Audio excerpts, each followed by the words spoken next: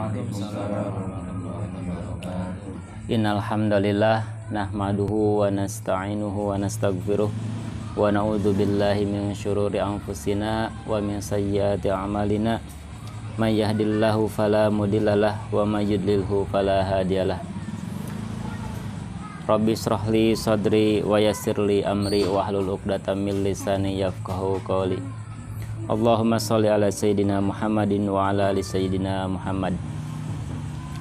Alhamdulillah, puji dan syukur mari kita panjatkan kehadirat Allah Subhanahu wa taala, bahwasannya pada malam hari ini alhamdulillah kita berkumpul di kediaman kami dalam acara program dari DKM baru berjalan mungkin hari ke pertemuan yang kedua. Alhamdulillah, semoga kita istiqomah, amin ya Allah ya rabbal alamin.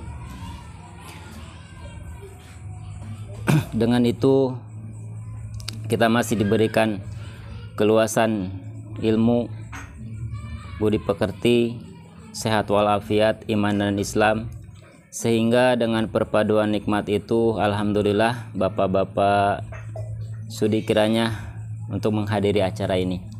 Salawat beserta salam semoga tetap terturah limpahkan kepada junjungan alam Nabi bana Habibana Muhammad sallallahu alaihi wasallam. Mudah-mudahan kita termasuk umatnya yang senantiasa istiqomah menjalankan sunnah-sunnahnya, amin ya Allah ya rabbal alamin. Mengingat acara yang semakin malam, mari sama-sama kita buka acara malam hari ini dengan membacakan suratul Fatihah. Mudah-mudahan dengan dibukakannya acara ini dibukakan pula hati dan pikiran kita untuk menerima ilmu ataupun menambah-nambah kebaikan kita. Ala hadiniyah wa ala kulli niyatin sholihah bi barakati al-Fatihah. A'udzubillahi minasyaitonir rajim. Bismillahirrahmanirrahim. Alhamdulillahirabbil alamin arrahmanir rahim maliki yaumiddin. Iyyaka na'budu wa iyyaka nasta'in ihdinas siratal mustaqim siratal ladzina an'amta 'alaihim ghairil maghdubi 'alaihim waladdallin. Amin. Alhamdulillah, acara udah sama-sama kita buka. Mudah-mudahan dari awal sampai akhir acara ini berjalan dengan lancar, dan apa yang kita harapkan pada setiap pertemuan mudah-mudahan Allah berkahi dan Allah ridhoi. Meningkat acara selanjutnya yaitu acara pembacaan Al-Quran, di mana sesuai kesepakatan dari awal kemarin bahwa pembacaan Quran ini kita keliling beberapa ayat, mungkin nanti disambung sambil saling koreksi mengoreksi gitu ya. Untuk yang pertama mungkin langsung ke Pak Ustadz aja, silakan Pak Ustadz.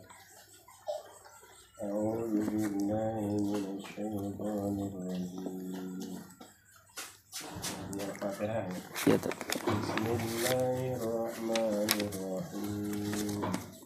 Alhamdulillahi rabbil alamin. Ar-Rahmanir Rahim. Maliki yaumiddin. Quran satu lagi. Iyyaka na'budu wa iyyaka nasta'in. Ihdinas siratal mustaqim.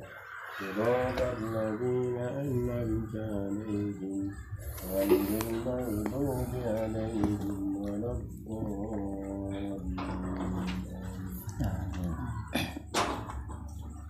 Bismillahirrahmanirrahim. Alif Lam Mim. Dzalikal kitabu la raiba fihi hudan lil muttaqin alladzina yu'minuna bil ghaibi wa yuqimuna as-salata wa mimma razaqnahum yunfiqun walladzina yu'minuna bima unzila ilayka wa ma unzila min qablika wa bil akhirati hum yuqinun. Ulaika ala hudan min rabbihim wa ulaika humul muflihun.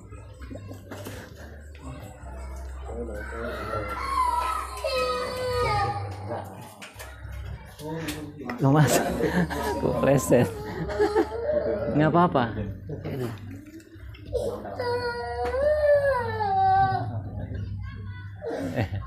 Berdarah nggak Pak? Oh iya ada yang lupa. Oh iya, ya Allah masuk situ ya. Iya. Luka nggak Pak? Enggak. Oke. So.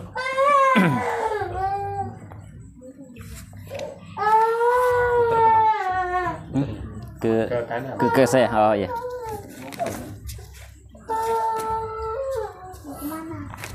A'udzu billahi minasyaitonir rajim. Bismillahirrahmanirrahim.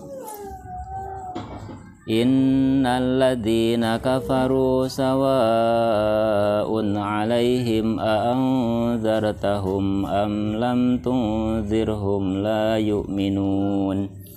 Khatamallahu 'ala qulubihim wa 'ala sam'ihim wa 'ala absarihim ghishawatun wa lahum 'adzabun 'adzim. Wa minan nasi man yaqulu amanna billahi wa bil yaumil akhir wa ma hum bimu'minin. Man yaqulu amanna billahi wa bil yaumil akhir wa ma hum bimu'minin. Shadaqallahul adzim. A'udzu billahi minasy syaithanir rajim. Bismillahirrahmanirrahim. Yukhadi'ullaha waladzina amanu wa ma yahda'una illa anfusahum wa ma yash'urun. Fi qulubihim maradun faraduhum Allahu maradun walahum adzabun alim bima kanu yakdibun. Wa idza qila lahum la tufsiduna fil wa idza qila lahum la tufsidu fil ardh qalu innama nahnu muslihun. Shadaqallahul adzim. Bismillahirrahmanirrahim. Ala innahum humul mufsiduna wal akhirun. Waalaikumsalam. Oh minyak.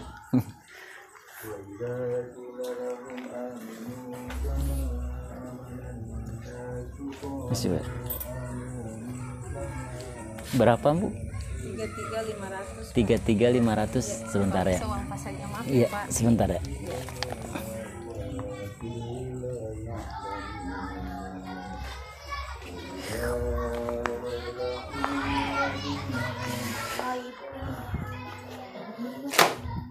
Ganggu. Dari mana? 23. Dari mana ya? Dari mana?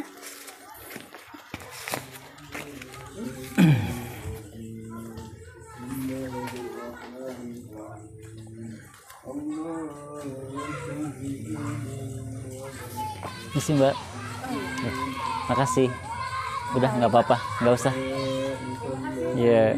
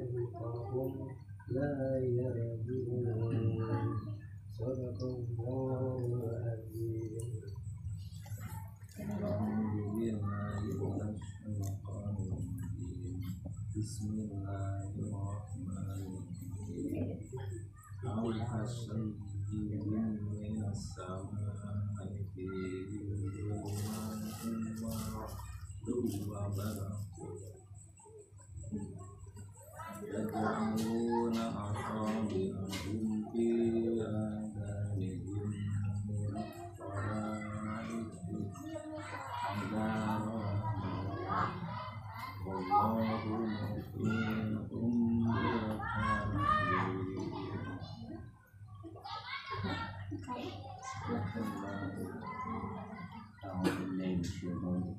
بسم الله الرحمن الرحيم يكاد البرق يخطف أبصارهم كلما أضاء لهم ما شافوا وأظلم عليهم صورهم وغشيهم عذاب سمعهم وأبصارهم إن الله على كل شيء قدير يا أيها الناس اعبدوا ربكم الذي خلقكم والذين من قبلكم لعلكم تتقون الذي جعل لكم الأرض فراشا والسماء بناء وأنزل من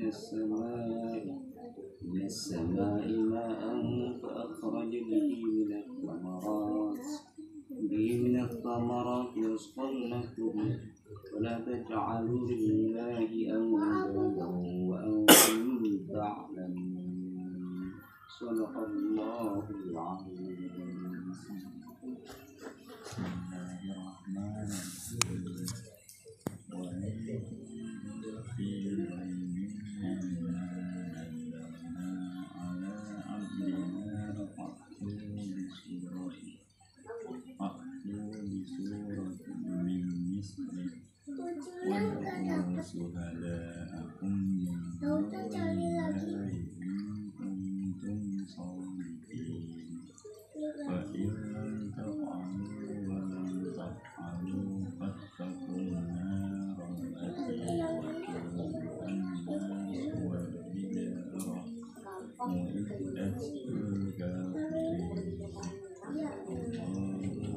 Sadaqallahul azim.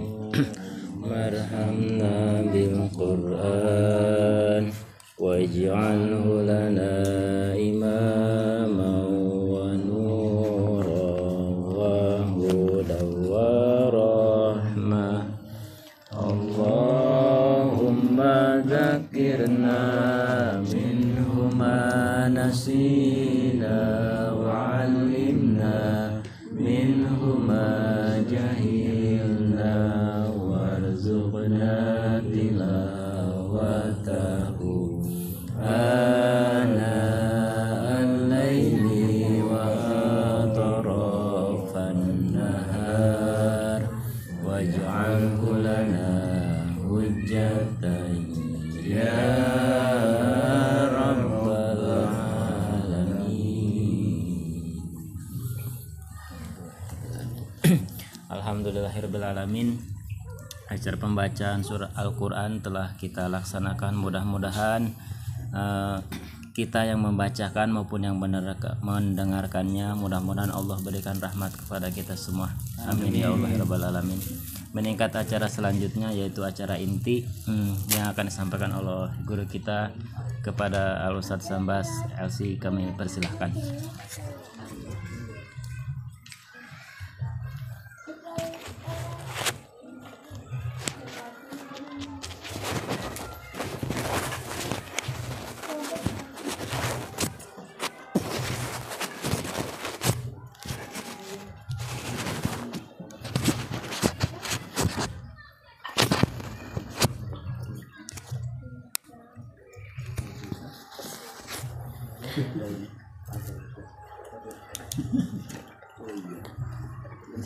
Bismillahirrahmanirrahim. Assalamualaikum warahmatullahi wabarakatuh. Waalaikumsalam warahmatullahi wabarakatuh.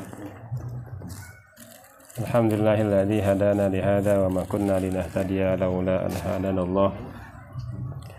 Alhamdulillahilladzi allafa baina qulubina fa asbahna bi ni'matihi ikhwana mutahabbina fillahi jahidina fi sabilihi nusrati syariati wa li'an kalimati. Wassalatu wassalamu ala habibina wa syafiina wa qudwatina wa qaidina wa imamina nabiyina wa sayyidina Muhammadin ibni Abdillah wa ala alihi wa ashabihi wa atba'ihi wa ansari wa junudihi wa man istanna bi sunnatihi wa da'a bi da'watihi wa jahada fi sabilihi haqqa jihadi ila yaumil qiyamah wa ba'du. Sahibul Bait Bapak Rozak yang kami hormati beserta keluarga, dan tentunya yang kami juga biasa hormati banggakan rekan-rekan sekalian, para pengurus masjid, para jamaah Masjid Al-Anzi yang dirahmati Allah Subhanahu wa taala. Alhamdulillah pada malam hari ini Allah Subhanahu wa taala kembali mempertemukan kita dalam majlis imani, majlis ukhawi,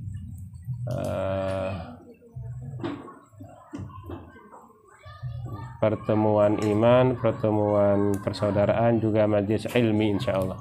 Majlis ilmiah yang di dalamnya insyaallah kita sama-sama berbagi, saling memberi dari sisi ilmu, dari sisi amal insyaallah.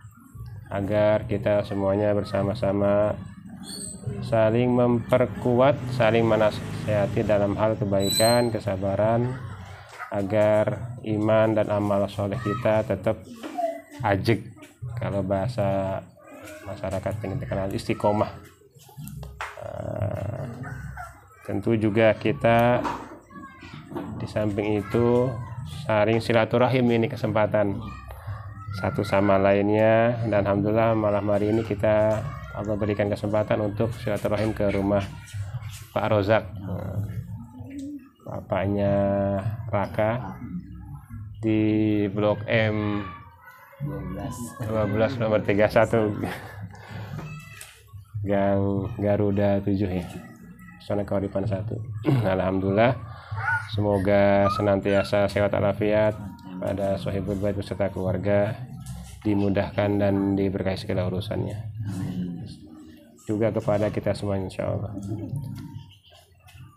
Hadirin sekalian, alhamdulillah pada kesempatan malam ini kita akan kembali melanjutkan tema kita yang sudah kita mulai pada pertemuan yang lalu, tentang syumuliyatul Islam, tentang utuhnya ajaran agama Islam, keutuhan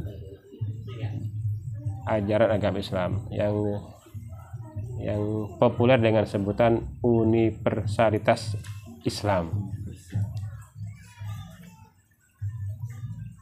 yang mencakup pada pekan lalu kita sudah bahas 3 hal minimal.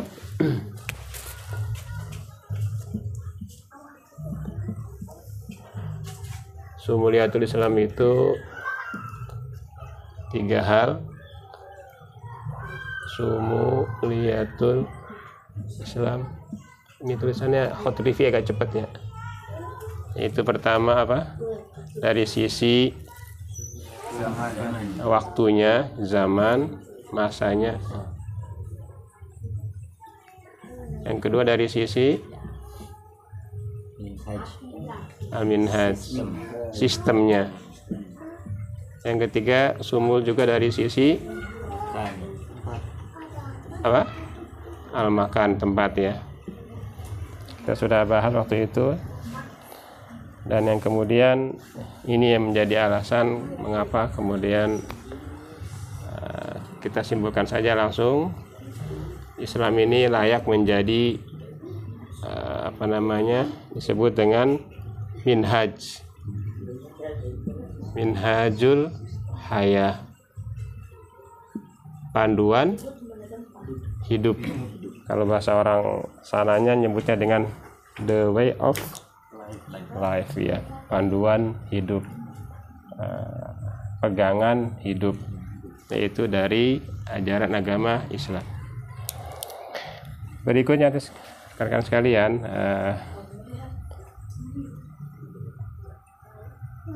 kita coba telusuri kalau di situ ada ya poin, ada 10 tuh yang paling ujung, ada 10 sisi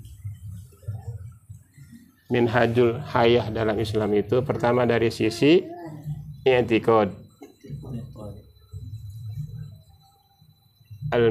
al-i'tiqadi. I'tiqad itu keyakinan. Nah, kita coba akan bahas sedikit insya Allah. Pertama,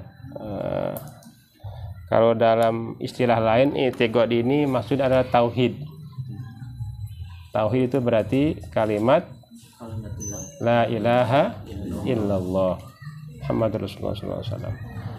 Tidak ada Tuhan selain Allah. Tidak ada Tuhan yang paling layak disembah kecuali Allah. Tidak ada Tuhan yang paling layak untuk diminta kecuali Allah. Tidak ada Tuhan yang paling layak untuk dicintai kecuali Allah, dan seterusnya. Tidak ada yang paling layak untuk menjadi tempat sandaran kecuali Allah.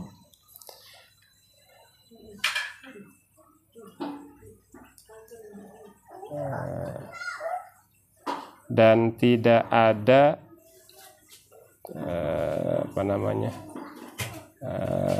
anak atau keturunan dalam agama Islam. Tidak ada Tuhan anak, Tuhan Bapa, Tuhan Ibu, Tuhan apalagi anak kedua, anak ketiga. Karena apa? Jelas, kul huwallahu ahad. Katakan Nabi Muhammad, Allah itu Maha Esa. Dan ini selaras sejalan dengan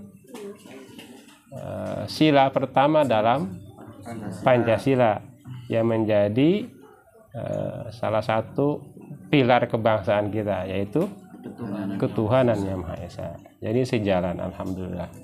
Sama sekali kul huwallahu ahad atau tauhid yang mengesahkan Allah itu tidak bertentangan dengan pemahaman kebangsaan kita, tetapi justru selaras, seiring, linier ketuhanan yang Maha Esa. Alhamdulillah.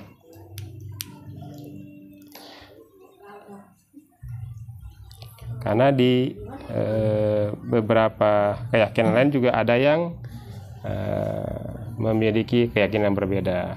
Tapi tetap sebagai seorang muslim, kita meyakini keyakinan ini, yaitu la ilaha illallah Muhammadur Rasulullah. Dan ketika ada keyakinan lain, saudara-saudara kita sebangsa, kita menghormatinya, silahkan. Tetapi kita tetap prinsipnya kul ya ayyuhal kafirun la a'budu ma ta'budun wala antum a'buduna ma a'budu. Jadi kalau dalam masalah akidah tidak boleh ada gado-gado, campur-campur. Tetap harus sesuai dengan yang diyakini masing-masing. Bagi kita seorang muslim, walaupun negara bangsa Indonesia, tapi tetap keyakinan seorang muslim WNI adalah Tuhan Allah Subhanahu wa taala yang hanya esa, hanya tunggal, tidak ada yang lain.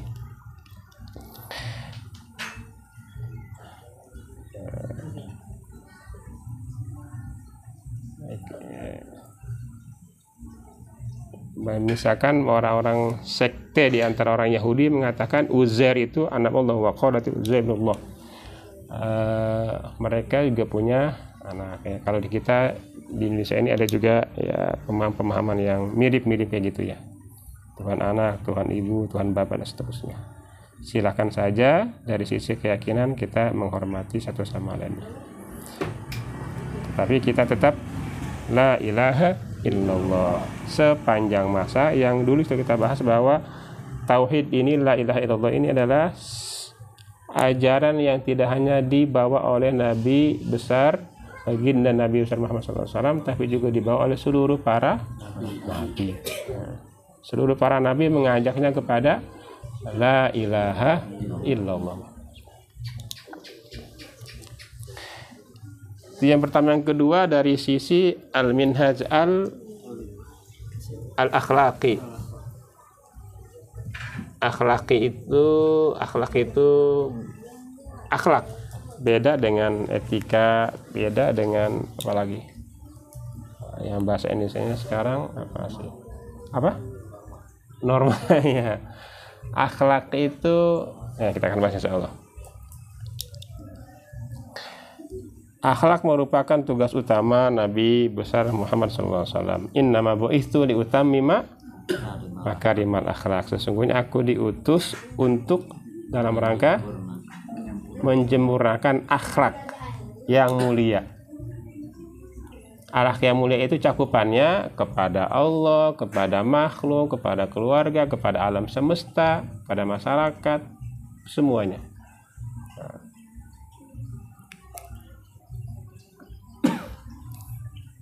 Dan itu menjadi misi Rasulullah SAW. Jadi ketika orang baik i'tiqadnya, akidahnya, maka sudah insya Allah bisa dipastikan akhlaknya juga baik. Tidak ada itu akidahnya benar, bagus, tapi akhlaknya cacat. Karena dia linier. Semakin akidah seseorang baik, semakin akhlaknya baik. Baik itu akhlaknya kepada keluarganya, masyarakatnya, tetangganya, dan sekelilingnya. Bahkan kepada yang binatang sekalipun. Kalau di tempat kita banyak kucing ya. Rasulullah mengatakan irhamu man fil ardi yarhamukum man fis sama. Kasihanilah apapun yang ada di muka bumi, ini saya yang akan ada di langit, Allah Subhanahu wa taala akan mengasihani kalian. Jadi kalau ada kucing jangan gampang-gampang digebuk. Ada burung jangan gampang ditimpuk, dibedil. Bahkan terhadap tumbuhan juga sebenarnya kita ada aturan dalam Islam. Tidak boleh sembarangan. Bahkan dalam berperang dalam agama Islam itu diatur jangan sampai membunuh perempuan, kemudian anak kecil, binatang, dan tumbuh-tumbuhan yang tidak diperlukan untuk ribat. Kecuali ya kalau yang ganggu jalan akses umum, dirapiin deh. Oke. Nah itu akhlak yang ingin ditunjukkan dan Rasulullah SAW menjalankan misi itu liutammima makarimal akhlak. Seperti apa contohnya Rasulullah SAW? Sayyidah Aisyah radhiyallahu anha mengatakan ketika ditanya bagaimana akhlak Rasulullah, kana khuluqul Quran. Jadi kalau mau bercontoh, kalau mau meniru, mau mencari teladan yang paling tepat kepada siapa? Kepada Rasulullah. Udah dengan yang lain. Kalau kepada manusia kadang ada aja celahnya ya. Ada aja kekurangannya, ada aja minusnya. Tapi kepada Rasulullah insyaallah tidak salah. Laqad kana fi Rasulillahi uswatun hasanah liman kana yarjullaha wal yawmal akhir. Jadi akhlak itu adalah etalasenya agama Islam. Tampilannya agama Islam. Jadi kalau orang kadang melihat seorang muslim itu sering dikaitkan dengan ajarannya, sama aja Islam begitu juga, orang muslim begitu. Nah, bagi kita makanya penting ini tadi, akhlak ini. Karena dia etalasenya. Tampilan ajaran itu orang melihatnya dari si akhlaknya. Dan sebagian para sejarawan menulis bahwa Islam masuk ke Indonesia itu lewat para dai yang menunjukkan akhlaknya dengan sangat mulia, sangat mempesona. Di antara yang dari berprofesi sebagai pedagang, ya, ada yang sebagai guru, ada yang sebagai pebisnis, tapi akhlaknya itu yang membuat kemudian orang tertarik dan masuk agama Islam. Yang kita kenal dengan para Sunanun, Wali Songo itu. Yang mereka masuk ke Indonesia masih paham animisme, nggak mengenal Tuhan, nggak ada Tuhan mereka.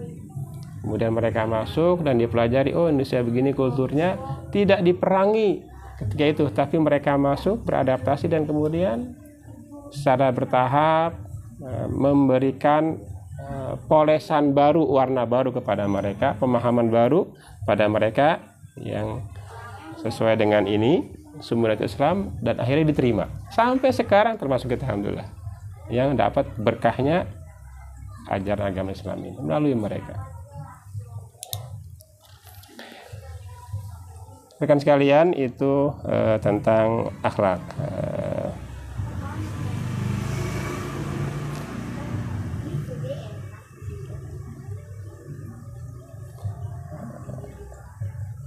Nah, oleh karena itu seorang muslim akhlaknya tidak akan sama dengan makhluk Allah yang lainnya, termasuk dengan binatang. Nanti coba dicek, ada yang bawa Quran ya. Surah 7 ayat 179. 7179.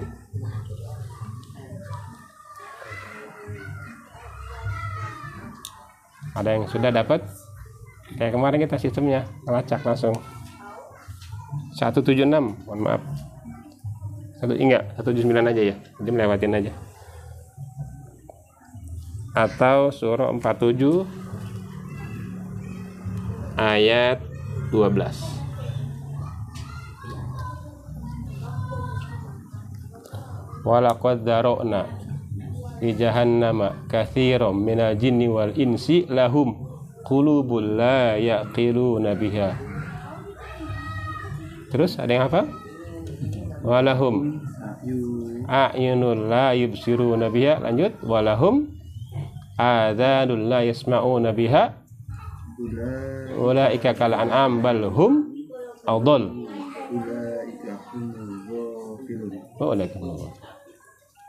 Jadi ini ada perumpamaan gini. Ayat ini sekaligus mengingatkan kepada kita semuanya bahwa nanti neraka jahanam itu bahan bakunya itu paling banyak, paling dominan dari dua makhluk Allah, yaitu apa? Walaqad dzara'na, sungguh aku banyak diisi full li jahannam, untuk neraka jahanam, minal jinni wal ins. Jadi bahan bakunya dua tuh,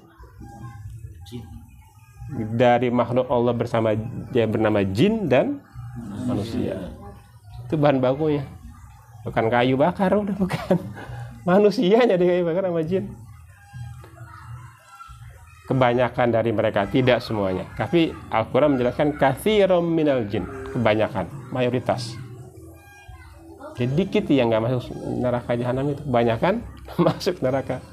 Waliyazubillah. Makanya kita berlindung kepada Allah di antara doa kita itu, Allahumma inna nas'alukal jannata wa na'udzubika min sakhatika.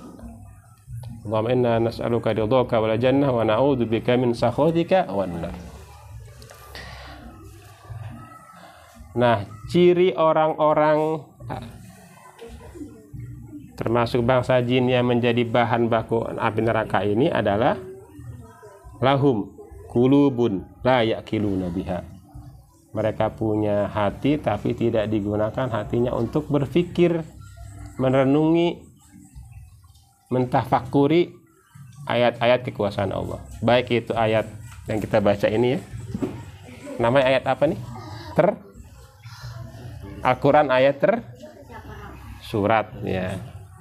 Ataupun ayat sirat. Ayat sirat itu apa? Diri kita, wa fi anfusikum afala tubsirun. Dan di dalam diri kita ini juga banyak kekuasaan Allah. Kita bisa napas. Paling gampang kita ke masa pandemi deh. Ya. Ternyata gampang banget Allah mau menunjukkan kekuasaannya. Hanya lewat virus kecil gitu saja, oleng dunia, oleng ekonomi, oleng secara global banyak hal, termasuk apalagi individunya.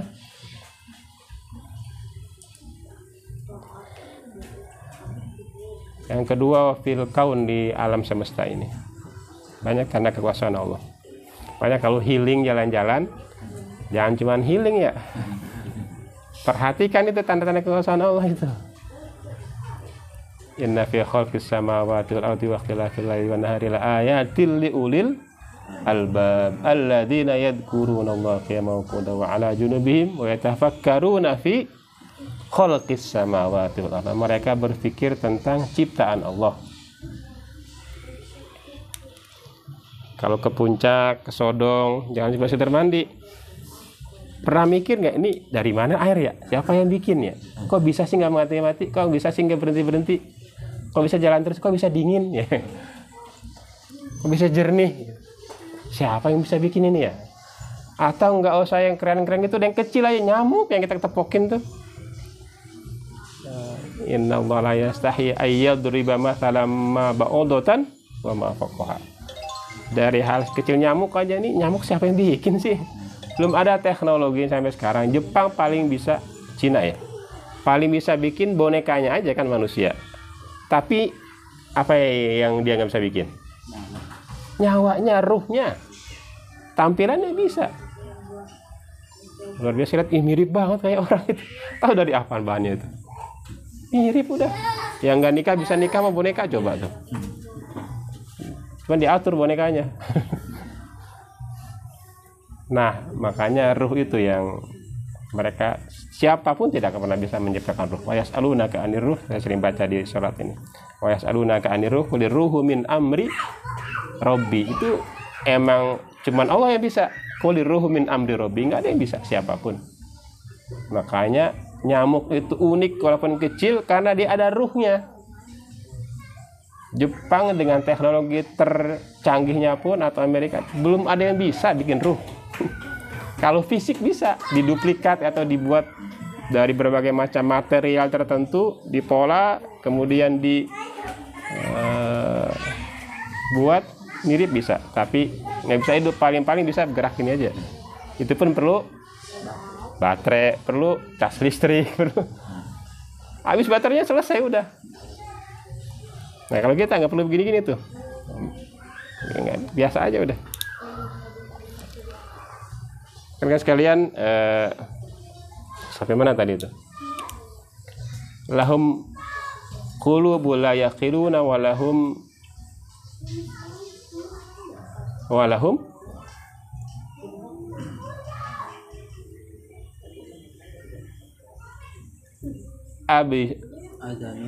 adanun la yasma'una biha.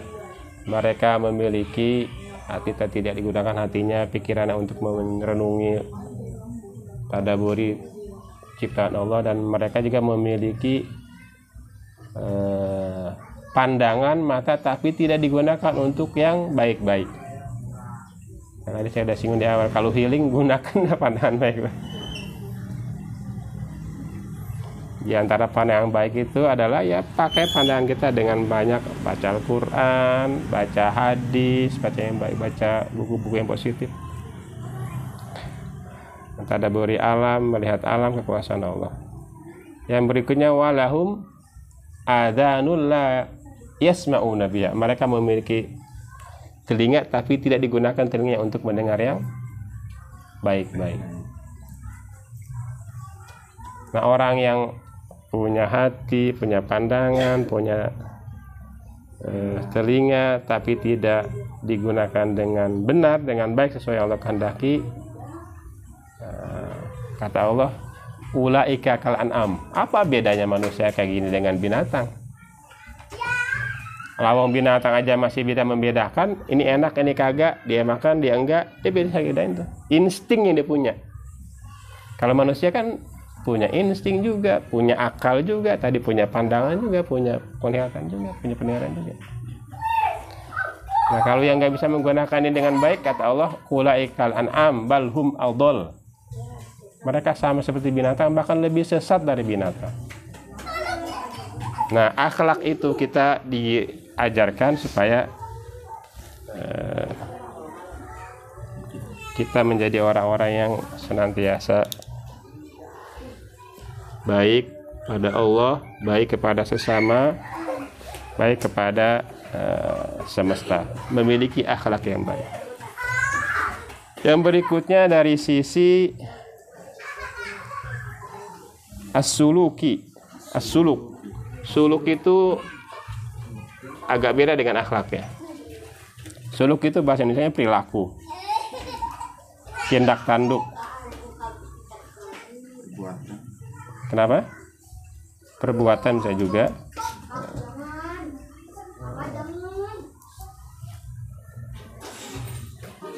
Ya sesuai dengan panduan Allah Subhanahu wa taala. Ya, kalau laki-laki ya jangan mirip kayak perempuan. Kalau perempuan jangan mirip kayak laki-laki. Atau kalau laki-laki pengen jadi perempuan, atau perempuan jadi pengen laki-laki.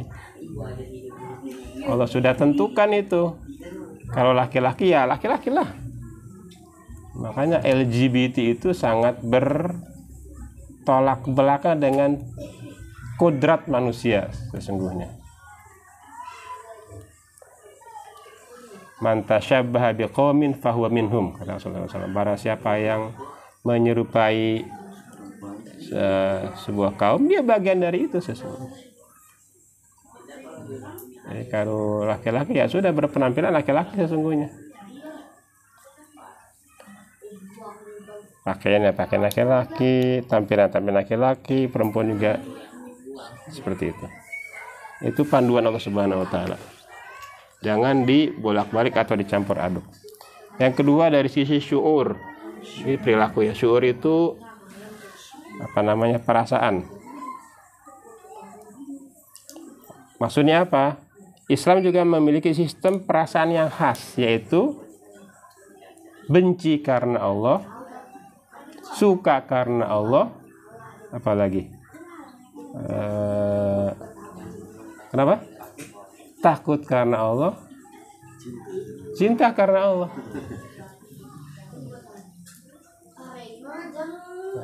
Bukan karena yang lain. Mendukung, memusuhi karena Allah. Kalau kira-kira kita menikah dulu karena siapa tuh? Karena udah cinta kan? Cintanya karena siapa tuh? Perlu dari evaluasi. Karena biasanya kalau nikah hanya cuma modal demen, bahasa Betawinya, suka. Kalau bahasa Sundanya apa? Sosonoan ya. Bogoh, kabogoh ya. Cuma karena bogoh itu bisa nggak awet. Apalagi karena motivasi yang lain. Karena ada gono gininya atau gono gini ya. Gini-gini. Hartanya lah. Anak tunggal. Orang tuanya kaya. Wah, nikahin dah. Ada apanya, apa adanya. Apalagi sudah dia berbudi pekerti pula. Nah itu biasanya nggak awet. Nah, tapi yang bikin awet itu karena diantaranya karena Allah Subhanahu Wa Taala. Karena ingin menjaga iffah, kesucian, supaya punya keturunan dan seterusnya. Yang kedua, syuur juga ada namanya fanatisme asobiyah. Nah itu dilarang dalam Islam. Asobiyah itu, nah kita pas nih, kita lebih enak kalau di perumahan ini lintas ras kan, suku, apalagi daerah, budaya agak mendingan. Makanya kota-kota besar itu biasanya lebih modern, lebih lebih mudah berinteraksi satu sama lain karena mereka lintas tadi itu, sehingga mereka tidak terjebak sama asobiyah, fanatisme, sama-sama orang kita kan satu tulang. Dagingnya mana? Sama-sama orang kita dan seterusnya. Atau yang lainnya. Nah, dalam Islam tidak ada itu. Dalam kaitan syuur tidak boleh ada fanatis terhadap suku tertentu atau kepada yang lain, apalagi taklid buta.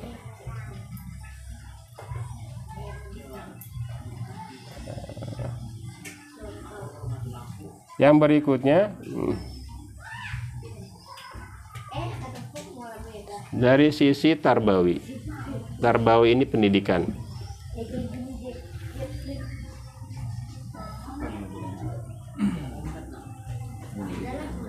Ayat pertama yang Allah turunkan itu surah apa? Surah Iqra.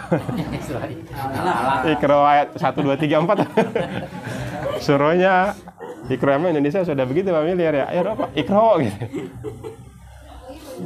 Surah Al-Alaq. Ayatnya ayat pertama gimana? Iqra bismi rabbikal ladzi khalaq. Khalaqal insana min 'alaq. Diulang Iqra rabbukal akram. Artinya apa itu? Iqra, bacalah. Para ulama mengatakan maksudnya bukan sekedar membaca begini, tetapi lebih kepada belajar. Belajarlah. Kalau di pesantren tolabul ilmi, yang kemudian terjemahkan menuntut ilmu. Tahu salahnya apa tuh ilmu dituntut mulu dia. Maksudnya belajar. Ya.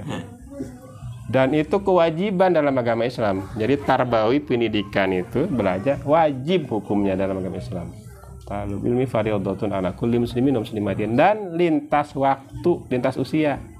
Ini kalau kita nih udah kepala tanggung.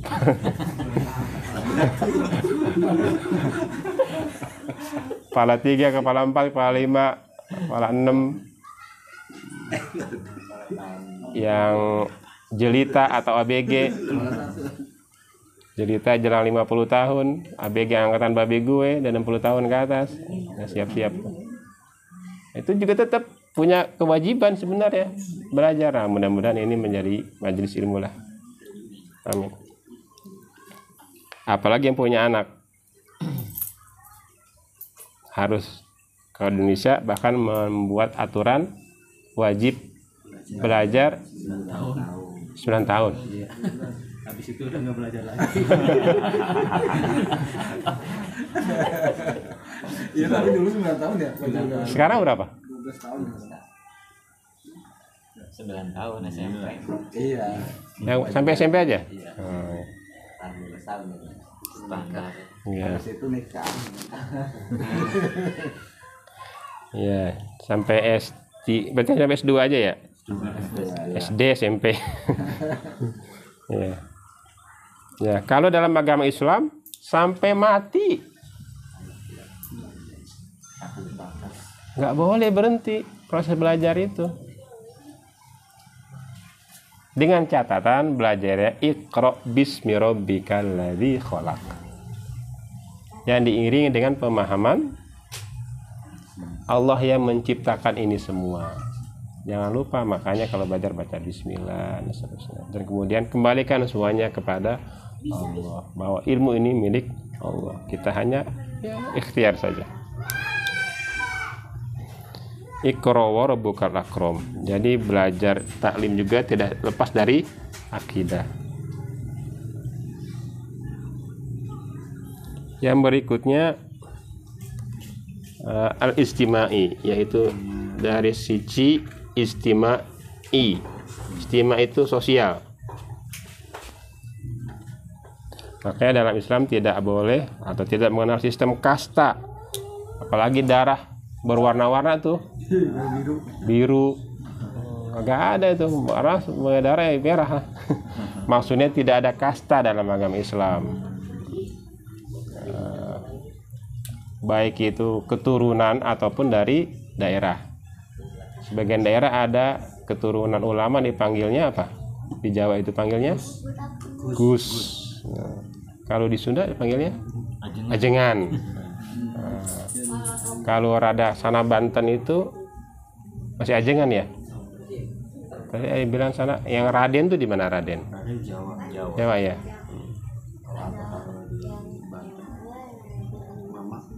Mama. Ya. Kalau di Aceh ada namanya Teku sama Tengku. Ya. Cut. Kalau dalam Islam semuanya sama. Tidak ada yang istimewa, kecuali takwanya saja. Semua manusia dalam Islam sama, tidak ada bedanya kecuali takwanya. Di surah 49 ayat 13.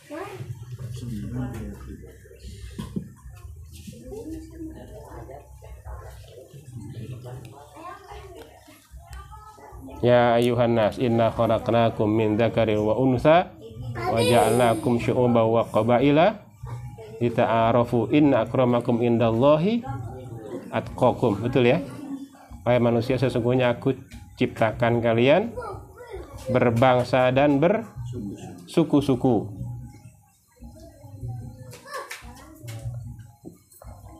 Dalam rangka apa? Lita'arafu, saling mengenal satu sama lainnya dari sisi karakternya, sifatnya, pribadinya, dan seterusnya. Dan yang membedakan itu inna akramakum indallahi atqakum, hanya takwanya saja. Bukan kabilah tertentu, bukan ras tertentu, bukan keturunan tertentu, tidak ada kasta dalam agama Islam. Yang paling mulia adalah orang yang paling bertakwa kepada Allah. Jadi kan syumulia tuh. Coba kalau pemahaman ras itu dibawa misalkan dari daerah tertentu dibawa ke luar negeri, belum tentu di sana juga ada yang sama kayak gitu kan. Tapi Islam semuanya sama. Dan itu dicontohkan betul. Ada salah seorang sahabat namanya Bilal bin Rabah. Pernah cerita, nanti antum hadirin sekalian coba lihat, googling aja lah. Bilal bin Rabah itu budak hamba sahaya dari Umayyah bin Khalaf, pemiliknya, gembong kufar Quraisy yang termasuk sangat memusuhi Rasulullah SAW. Dia ini dibeli sama Abu Bakar As-Siddiq radhiyallahu anhu dengan harga mahal, budak, karena ini dibebaskan oleh Abu Bakar. Kemudian kata Umayyah, kalau ente beli satu kalau kita mungkin Rp1 kali ya, saya jual. Kata Abu Bakar, saking ingin menghormati ini, kalaupun kamu jual 100, saya bayar, katanya. Bahkan Bilal bin Rabah kemudian dimuliakan oleh Rasulullah ketika Fathu Makkah. Beliau yang mendampingi Rasulullah SAW di sekian ribu umat Islam, beliau yang mendampingi Rasulullah SAW, salah satunya bersama Abu Bakar, Umar, dan ketika sampai di sana, beliau juga termasuk orang yang menjadi muazin pertama Rasul. Saya pernah share itu ya di grup ya. Ada nadanya azannya Bilal tuh. Dia muazin Rasulullah yang pertama kali azan di Makkah ketika persiapan ke Makkah. Dan sampai ya, di Madinah juga termasuk beliau.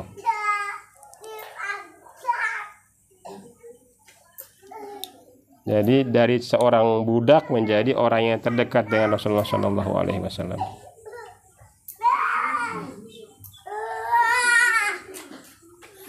Pernah suatu ketika ada salah seorang sahabat namanya Abu Dzar Al-Ghifari. Abu Dzar ini keturunan ningrat dari Quraisy. Quraisy itu keturunan kabilah yang paling tinggi, berpengaruh lah. Wah, dari Quraisy orang-orang keren berarti nih. Gitu. Kaum ningrat, darah apaan tadi? Biru. Nah, Abu Dzar kemudian waktu itu diskusi termasuk dengan Bilal bin Rabah buat strategi peperangan, dan idenya Abu Dzar ditolak sama Bilal bin Rabah. Marah Abu Dzar. Ente siapa ente? Ya benar Sauda gitu panggilannya, anak perempuan hitam. Karena Bilal bin Rabah ini asal dari Ethiopia. Hitam. Dan udah budak, hitam, keriting, hitam lagi. Orang Ethiopia kan gitu. Nah, saking keselnya nih Abu Dzar kemudian menyampaikan, menghina Bilal bin Rabah. Ya benar Sauda, anak perempuan hitam. Kemudian Bilal bin Rabah menceritakan itu kepada Rasulullah SAW. Dipanggil Abu Dzar, ditegur sama Rasulullah SAW. Abu Dzar, kamu masih ada ciri karakter sifat jahiliyah dalam diri kamu, katanya. Akhirnya Abu Dzar minta maaf, dan kemudian dia menunjukkan keseriusannya minta maaf, meletakkan pipinya di atas tanah, kemudian minta Bilal bin Rabah, kamu injak pipi saya yang satunya lagi. Kemudian Bilal bin Rabah tidak melakukan itu, dan mereka saling berpelukan dan saling bermaafan. Saking dalam agama Islam itu tidak ada kasta, tidak ada pilih milih. Kalau di Indonesia mah berat kalau melakukan itu ya. Bilal bin Rabah. Ada cerita Zaid bin Harisah.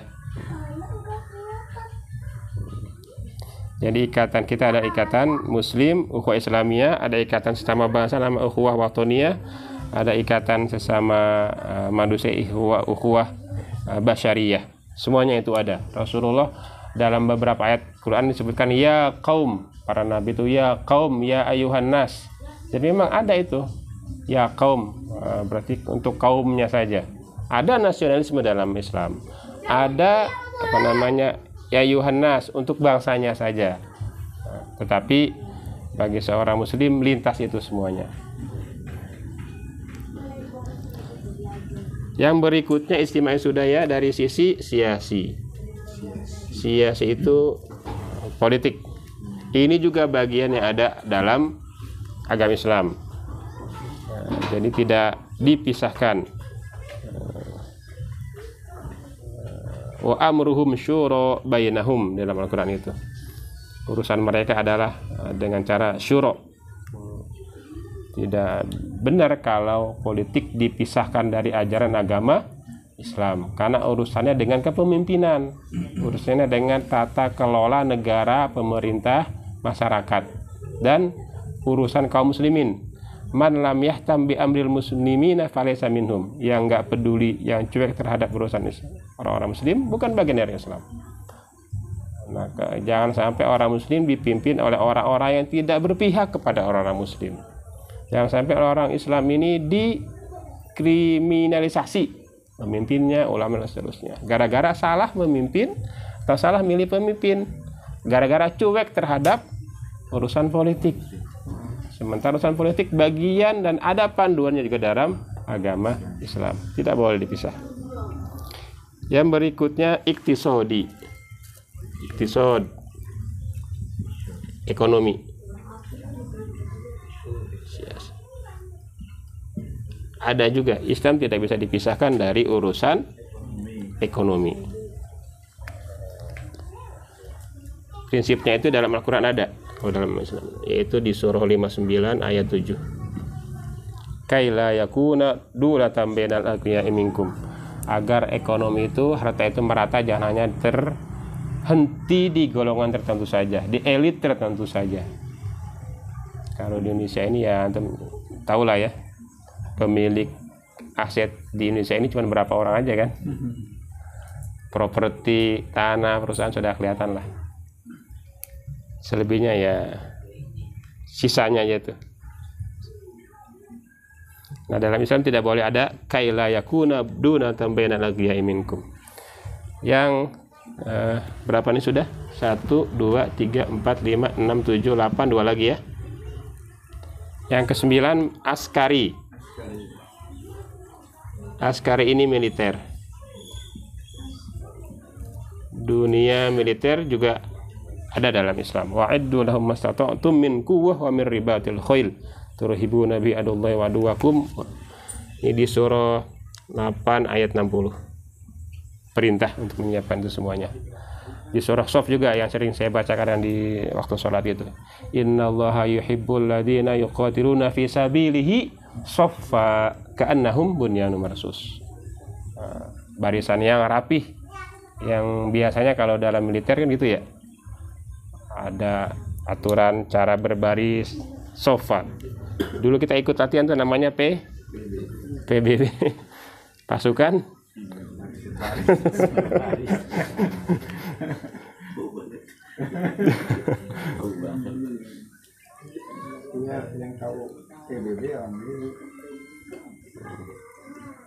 masalah kedisiplinan itu diajar dalam Islam.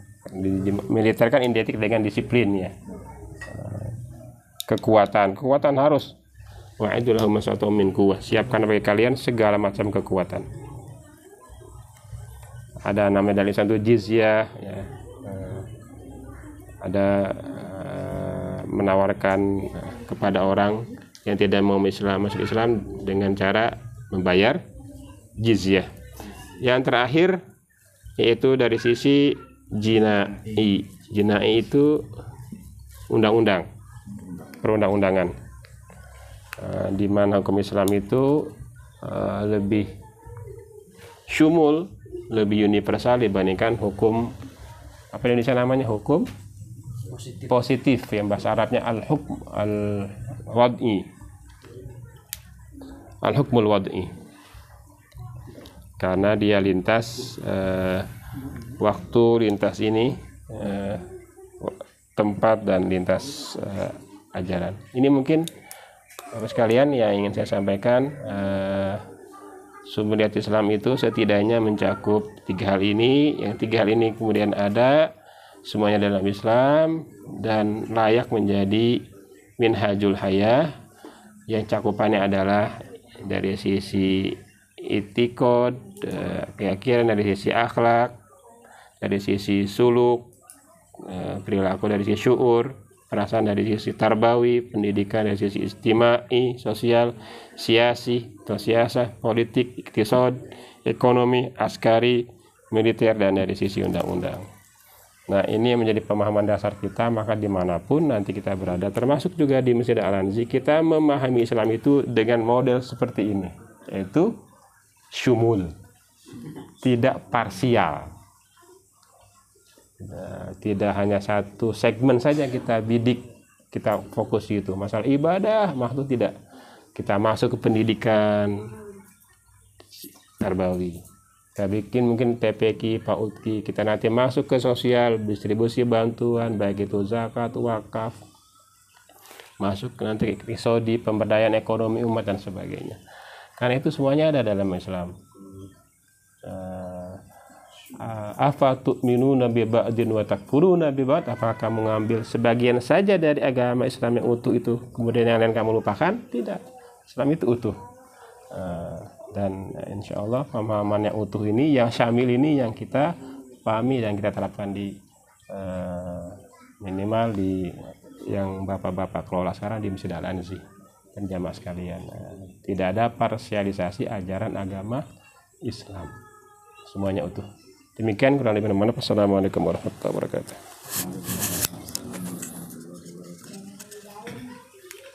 Alhamdulillah. Terima kasih atas penyampaiannya guru kita. Mudah-mudahan apa yang disampaikan dapat kita pahami dan kita laksanakan dalam kehidupan sehari-hari. Ke acara selanjutnya yaitu mungkin acara tanya jawab ya. Pengarahan tanya sambil diskusi, mungkin sambil silakan Bapak dinikmati ala kadarnya hidangannya. Ya. Ini live beneran kamu? Enggak. Ini saya mau menanyakan pertanyaan nih, menyoal tadi tentang as-suluki ya, perilaku ya. Bahwa Rasul kan pernah bersabda, "Man tasabbaha min qaumin fahuwa minhum." Barang siapa yang meniru suatu kaum, maka ia termasuk dari kaum itu. Itu kalau ada tradisi ulang tahun, nggak mencakup itu ke orang yang memang agamanya kuat atau yang biasa-biasa aja. Kadang karena ingin menspesialkan anak gitu kan ya, ingin membahagiakan anak, jadi ada tradisi tiup lilin, beli kue itu sebagainya. Itu bagian dari ajaran itu apa enggak sih tadi gitu ya? Terima kasih. Ya.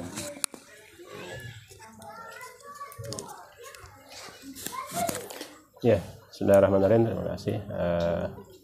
Jadi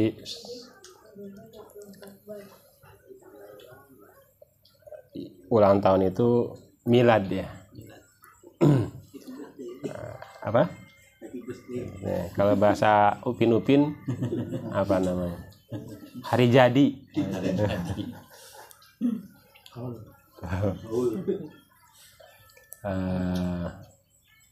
Tinggal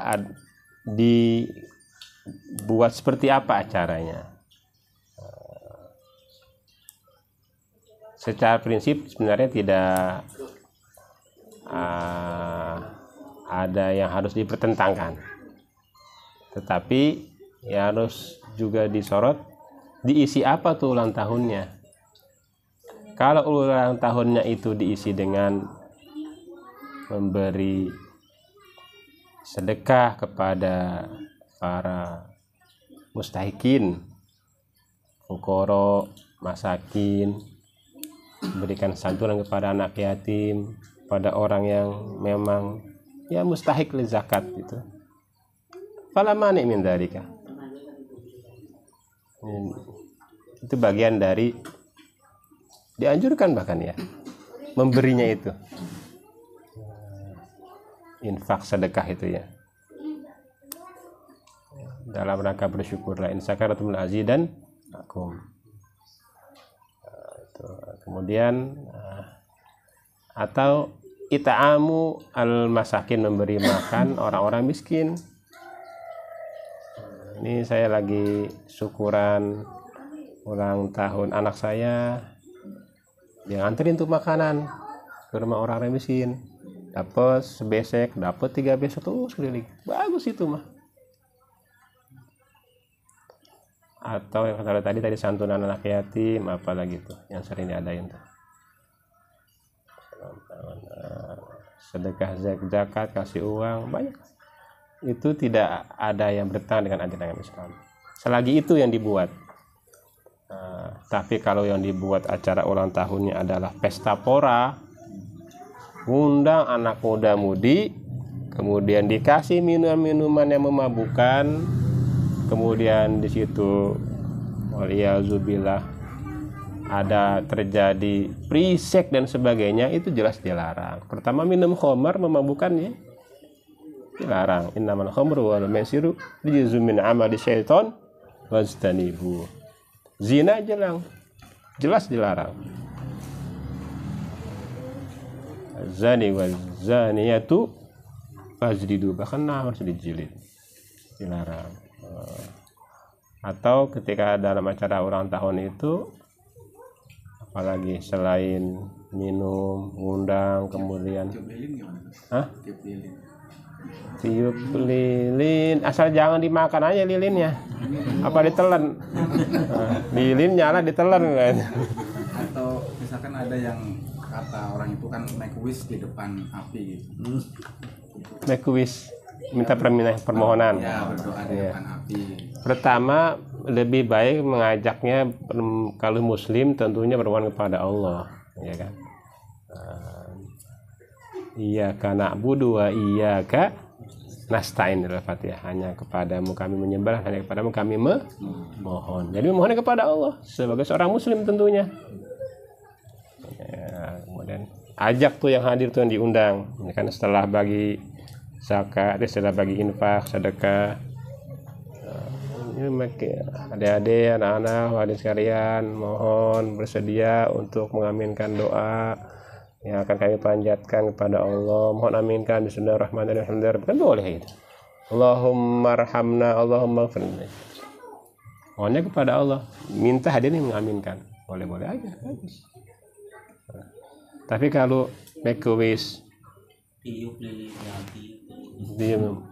Tuhan yang ada di, wah ada repot kalau begitu. Apalagi punya begini nih. Nah kan gak nyambung itu bukan bagian dari akidah Islam gini. Bukan muslim lah ya. Kalau orang yang memang non muslim memang ya itu serah dia, itu kan kita menghargai itu. Tapi kan muslim sudah ada jelas anjurannya. Diminta hanya kepada Allah Subhanahu wa taala. Kalau berdoa memang kita dianjurkan untuk banyak berdoa. Ud'uuni astajib lakum, mohon kepada Allah, perbanyak doa, ada masalah. Tapi mohonnya bukan kepada yang lain, hanya kepada Allah Subhanahu wa taala. Kalau niup, sekedar niup lilin ya itu apa namanya ya, tidak perlu diperdebatkan menurut saya sih. Tetapi yang perlu diperhatikan, pastikan tidak ada unsur-unsur yang ada menjerumuskan kepada tadi tindak syirik gitu tadi. Memohonnya kepada selain Allah kan nggak boleh, itu jelas. Apalagi tak ada unsur praktek yang tidak ada unsur akhlak di situ, kayak tadi itu minum khamar, kemudian free sex segala macam itu kan bebas, wah bebas, ada maksiat di situ, wah, itu dosa itu bang, nggak boleh. Tapi kalau datang syukuran begini nih, makan bareng doa, ya, gitu, dia tiup dah nggak apa-apa, aslinya kebakarannya rumah, tiap dia kebanyakan kebakaran lagi. Ya, kalau emang ada cara yang lain, cari yang lain aja lah. Nggak harus tiup lilin lah, tiup kompor juga. Kalau sanggup nggak apa-apa tuh. Debus kalian. Ya. Itu mungkin bagian dari apa ya? Kayak tradisi aja kali ya, tradisi orang sana. Ya, kita juga masih banyak yang perlu ditiup lah. Nggak harus lilin, obor juga bisa, tadi kompor juga bisa. Kalau yang mengundang itu non muslim itu gimana Ustaz? Karena ada ulang tahun tapi warga tersebut itu non muslim gitu. Sikap kita itu gimana ya? Kita datang apa gimana? Ya, pertama dari dalam hal konteks kita bertetangga nih ya. Tetap kita punya kewajiban untuk menjaga hubungan tetangga dengan baik, menghormati tetangga dengan baik, siapapun dia harus kita jaga betul hubungan baik dengan dia. Kalau diundang ya datang, tapi pastikan aman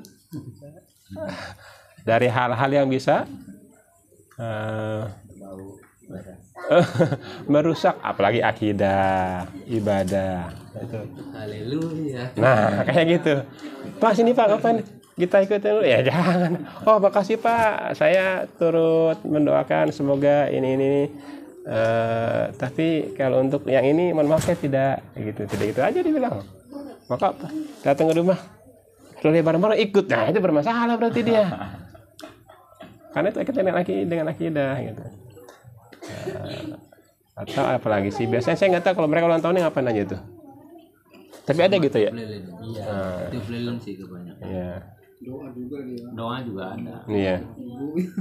Cuma kan mungkin dalam acara itu kadang nggak mengindahkan kita infak, kita yang diundang kan teman-temannya nih. Iya. Yang notabene mungkin kan secara ekonominya dia sama aja gitu atau gimana gitu kan ya. Jadi mungkin nggak sengaja apa, kalau yang lebih bagus kan mungkin mengundang anak yatim atau yayasan tertentu gitu ya datang ke rumah. Rata-rata sih teman-temannya itu ya, teman-teman dia itu. Apa itu termasuk dalam berinfak juga atau dia menyajikan hidangannya atau parselnya segala macam. Iya. Prinsipnya memang itu yang diutamakan tentu fuqara masakin ya, mustahikin. Jika kemudian juga ada yang unsur lain diundang, apa-apa, tetangga, kerabat, itu bagian jadi yang harus dihormati juga. Bahkan dulu saya pernah sampaikan di masjid ya, tangga itu radius 40 ke depan, Samping belakang 40 rumah, 40 ke kanan, 40 ke samping kiri, 40 ke belakang, itu tangga. Dan saya sudah sampaikan dulu hadisnya ya, man kana yu'minu billahi wal yawmil akhir falyukrim jarohu. Barang siapa beriman kepada Allah dan hari akhir, maka hargailah, hormatilah tetangganya. Jadi jangan sampai kita ngundang orang jauh, fakir miskin, tetangganya kan diundang. Itu masalah juga itu. Yang diundang dari mana soalnya? Citerep, Cibinong, jauh amat.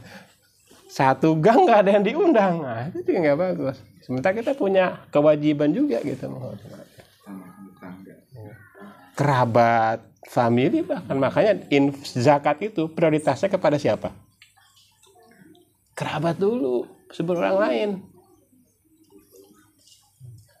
Orang tuanya coba lihat, keluarga, kakak adiknya, kemudian ya yang terdekat dari kita dulu, baru ke yang lain. Sama kita bertetangga pun, tetangga kita dulu nih. Anak-anak kalau tadi itu, baru nanti yang lain. Bisa jadi mungkin tetangganya banyak ini ya, nggak cukup ini budgetnya buat ya udah nggak usah dipaksa gitu. Atau ya nggak usah bikin acara seremoni, ya sekedarnya aja gitu. Jadi insya Allah tidak ada hal yang perlu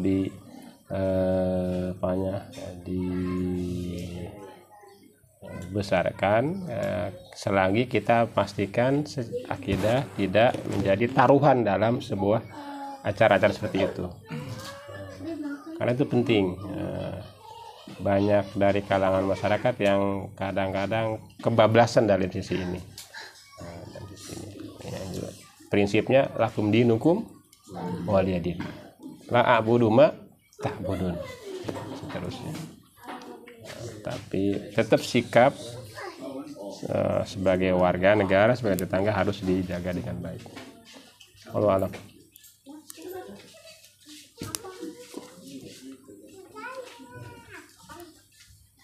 Mungkin dengan Ustaz, kalau untuk adab Ustaz, kalau dilihat di sini posisi adab di mana Ustaz? Perilaku apa di akhlak? Ya, Indonesia biasanya pakai kata adab ya. Adab itu dalam bahasa Arab tuh ada juga bermakna atau berarti sastra. Ya, Pak Satwatuni ya, adab sastra. Jadi Kuliatul Adab, Fakultas Sastra. Di Indonesia adab kemudian lebih kepada akhlak tadi itu ya. Yang kemudian sering adab baru ilmu atau ilmu setelah adab gitu. Ya benar juga. Jangan sampai kemudian orang dari sisi ilmunya ke knowledge-nya tinggi banyak tapi tidak membekas ke dalam adabnya, ke dalam akhlaknya, ke dalam perilakunya. Sementara dalam Islam jelas, semakin orang tinggi keilmunya, semakin merunduk dia, semakin tawadhu dia, semakin banyak ilmu pengetahuannya, semakin dia takut kepada Allah. Innama yakhsyallaha min ibadihil ulama. Semakin dia merasa banyak kekurangan dalam diri dia, semakin bertambah pengetahuannya, semakin dia merasa ya Allah alangkah bodohnya saya, Allah alangkah banyak dosa saya, Allah alangkah saya banyak kesalahan saya perbuat ya Allah. Itu target sebenarnya. Jadi dia semakin tawadhu. Kalau dalam peribahasa Indonesia air beriak tanda tak dalam. Kalau air tenang menghanyut ya gitu ya. Jadi gampang aja kalau ngelihat orang yang tenang. Ya, tenang biasanya ada dua kemungkinan. Emang dia nggak nyambung sama sekali.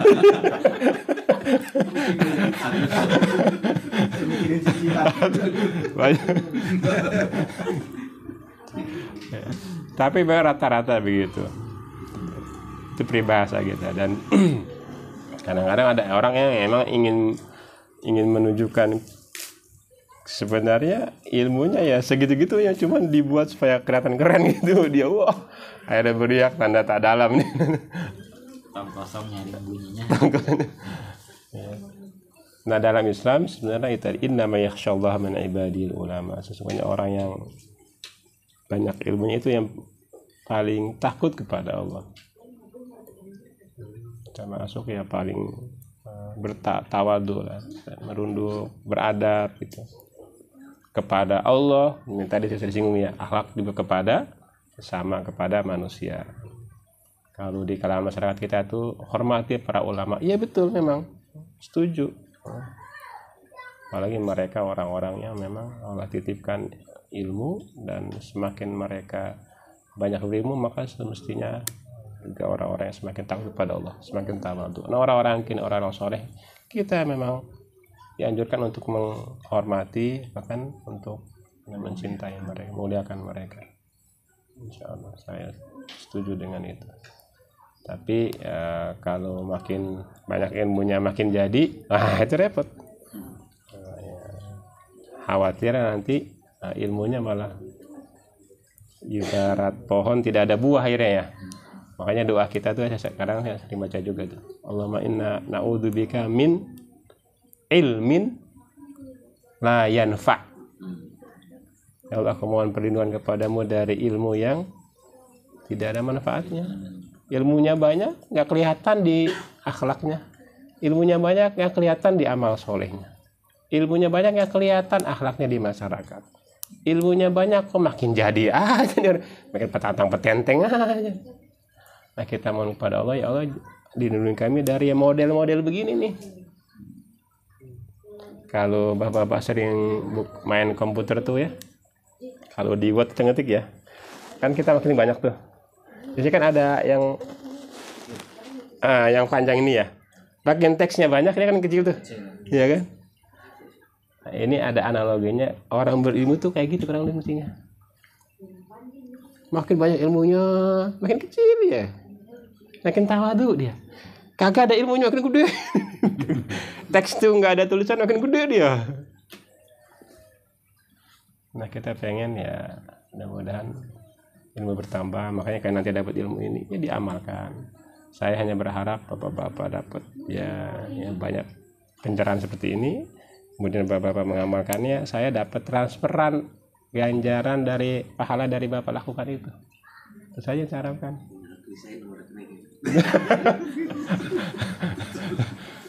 Off the record ini ya. Ya. Itu sedekah jariyah. Sedekah jariyah tidak harus berupa harta. Jariyah itu dari ilmu diantaranya itu. Idza mata ibnu adam min qata amalu illa min salasin, diantaranya itu ilmun yuntafa'u bih. Ilmu yang bermanfaat, yang ketika diajarin ke orang lain ngamalkannya. Nah, ketika dia ngamalkan, nih yang ngajari nih ngalir lagi dia. Jadi makanya beruntung jadi guru. Apalagi guru yang memang ikhlas ya. Nggak boleh dapat ganjaran, Ustaz, nggak boleh dapat amplop dong. Ya, amplop kan ada isinya. Yang penting keikhlasan itu. Yang penting keikhlasan, bukan tujuan. Jangan kemudian saya nggak menerima amplop ya, saya nggak ikhlas nih, nggak gitu juga. Dijaga, diperangi dalam diri dia itu potensi-potensi membuat dia tidak ikhlas, itu yang terpenting. Kayak ada sebagian orang kenapa yang tidak menerima tidak mau menerima balasan materi, karena dia khawatir keikhlasan itu terganggu. Kadang-kadang dia terima juga, Ustaz, ya mungkin dia lagi butuh, tapi kita yakin dia memerangi diri dia itu supaya ya Allah jaga keikhlasan saya. Nah, kalau semuanya nggak mau menerima balasan, nah kita kerja gimana? Yang jadi guru gimana? Yang PNS gimana? Yang dosen gimana? Yang bapak bekerja di pabrik nggak ikhlas, Pak, nggak digaji, Pak ya. Kalau digaji berarti bapak nggak ikhlas. Kalau bapak nggak bisa begitu juga patokannya. Kagak ada yang berjalan di dunia ini. Kita kan bergerak di bidang jasa ya. Jasa ya, dari jasa itu yang kemudian kita mendapatkan. Ini tukang nih Pak Tony kalau ikhlas, Pak Tony saya nggak bayar. Sian Pak Tony. Saya bayar berarti Pak Tony nggak ikhlas.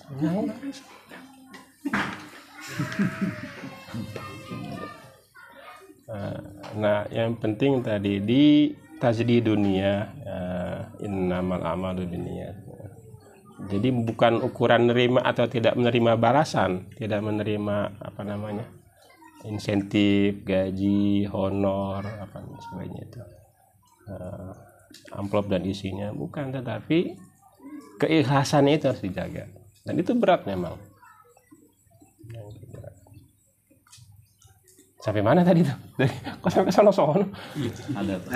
Adab ya. Nah, adab memang ini masuknya ke akhlak secara bahasa itu. Lebih tepatnya ke akhlak.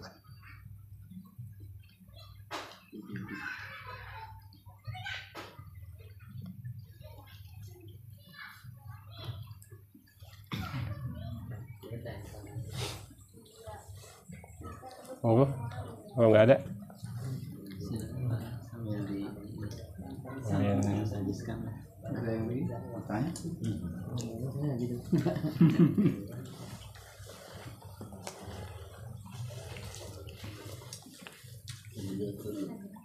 Ustaz belum ngaluk kayaknya. Atos tah.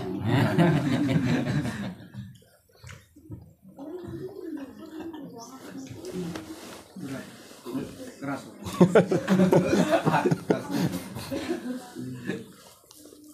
Atas bahasa Jawanya keras. Bahasa Sunda sudah. Ini proses yang perasaan Perasaan yang berat nih. mungkin apa ya, cinta caranya gimana sih kalau kita supaya perasaan kita stabil gitu maksudnya. Kadang-kadang bad mood, kadang-kadang moodnya lagi bagus gitu. Bad mood. Kan Batman. Ada bed rest. Ya. Di Islam itu gimana proses untuk Ya. Ya, jadi tadi saya bingung bahwa bagaimana kita ingin menghadirkan syuur kita, perasaan itu juga inline dengan apa yang Allah kehendaki.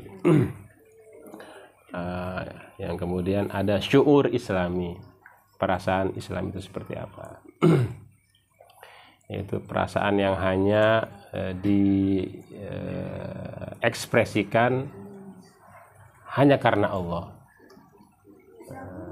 Rasa suka, rasa benci, suka rasa, suka apa lagi? Banyak suka-suka deh, suka makmur, suka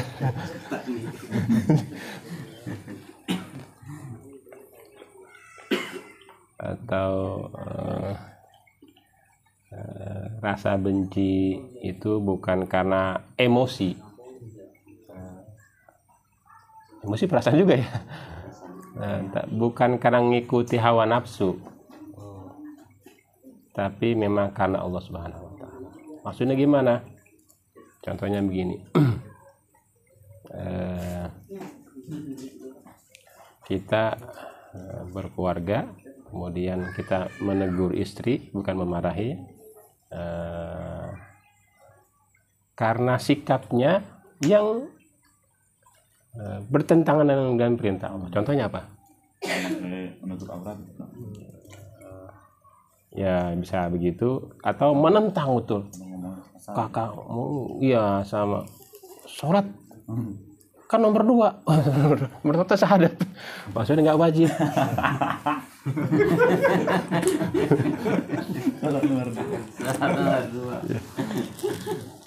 Nah, kita kemudian menegur itu. Kita marahnya itu bukan karena yang lain, tapi karena Allah mewajibkan sholat itu, kewajiban. Waqimus sholat wa atuz zakat. Jadi marah kita itu karena Allah, itu maksudnya.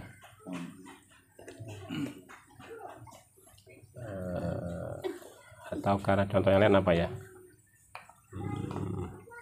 Kita menegur staf. Misalkan stafnya berbuat yang dilarang, contohnya apa? Nilep, markup, korupsi ya, dan sebagainya lah. Kita tegur dia, bahkan mungkin saking ininya kita agak temperamen kali gitu kan. Nah, kita melakukan itu, menegur itu bukan karena benci dia, tetapi benci sikapnya itu yang dilarang sama Allah Subhanahu wa Ta'ala. Itu membenci karena Allah.